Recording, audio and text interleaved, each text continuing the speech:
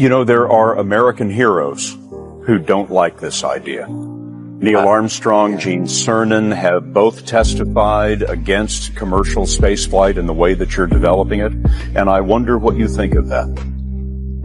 I was very sad to see that, because those guys are,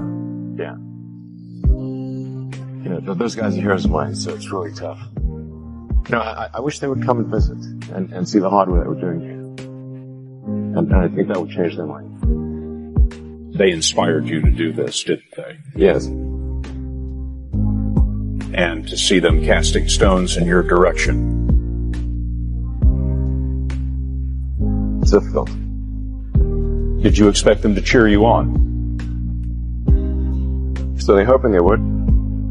What are you trying to prove to them? What I'm trying to do is to make a significant difference in spaceflight and help make spaceflight accessible to almost anyone. One of the most difficult choices I ever faced in life was in 2000. I think I had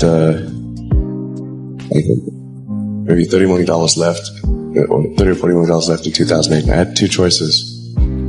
I could put it all into one company, and then the other company would definitely die, or split it between the two companies. But if I split it between the two companies, then both might die. When you put your blood, sweat, and tears into creating something, building something, it's like a child. And so it's like, which one am I going to let one starve to death? I couldn't bring myself to do it, so I split the money between the two. Fortunately, thank goodness, they both went through. What was your biggest failure, and how did that change you? Well, there's a ton of failures along the way, that's for sure. Except for, as I said, for SpaceX, the first 3 launches failed. And we actually were just barely able to scrape together enough parts and money to do the 4th launch. If that 4th launch had failed, we would have been dead. So multiple failures along the way. I tried very hard to get the right expertise in for SpaceX. I tried hard to find a great chief engineer for the rocket, but the good chief engineers wouldn't join, and the bad ones, well, there was no point in hiring them. So I ended up being chief engineer of the rocket. So if I could have found somebody better, then we would have maybe had less than 3 failures. That 3rd failure in a row, did you think, I need to pack this in? No. Why not? I don't ever give up. So many people tried to talk me out of starting a rocket company. It was crazy. One good friend of mine collected a whole series of videos of rockets blowing up and made me watch those. He just didn't want me to lose all my money. We're doing these things that seem unlikely to succeed, and we've been fortunate, and at least thus far they have succeeded. Now is the time to take risk. You don't have kids. As you get older, your obligations increase.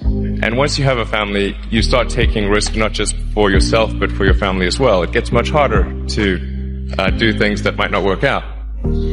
So now is the time to do that before you have those obligations. So I would encourage you to take risks now. Do something bold. You won't regret it. How did you figure you were going to start a car company and be successful at it? Well, I didn't really think Tesla would be successful. I thought we would most likely fail. But I thought that we at least could address the false perception that people had that an electric car had to be ugly and slow and boring like a golf cart. But you say you didn't expect the company to be successful, then why try? If something's important enough, you should try, even if the probable outcome is failure. Or how do you think about making a decision when everyone tells you this is a crazy idea? Or where do you get the internal strength to do that? Well, first of all, I'd say I actually think I feel fear quite strongly. There are just times when something is important enough, you believe in it enough that you do it in spite of fear. I think about what technology solution is necessary in order to achieve the particular goal, and then try to make as much progress in that direction as possible. I think being a multi-planet species, being out there among the stars, is important for the long-term survival of humanity, and that's one reason. But then the part that I find personally most motivating is that it creates a sense of adventure, and it makes people excited about the future. If you consider two futures, one where we are forever confined to Earth until eventually something terrible happens, or another future where we are out there on many planets, maybe even going beyond the solar system, I think that second version is incredibly exciting and inspiring, and there need to be reasons to get up in the morning. You know, life can't just be about solving problems. Otherwise, what's the point? There's got to be things that people find inspiring and make life worth living. When my brother and I were starting our first company, instead of getting an apartment, we just rented a small office and we slept on the couch. And we showered at the YMCA, and we're so hot up we had one computer, so the website was up during the day, and I was coding at night, 7 days a week, all the time. And I sort of briefly had a girlfriend in that period, and in order to be with me, she had to sleep in the office. So work hard, like every waking hour. That's the thing I would say particularly if you're starting a company. Whatever area that you get into, given that even if you're the best of the best, there's always a chance of failure. So I think it's important that you really like whatever you're doing. If you don't like it, life is too short. If you like what you're doing, you think about it even when you're not working. I mean, it's something that your mind is drawn to. And if you don't like it, you just really can't make it work, I think.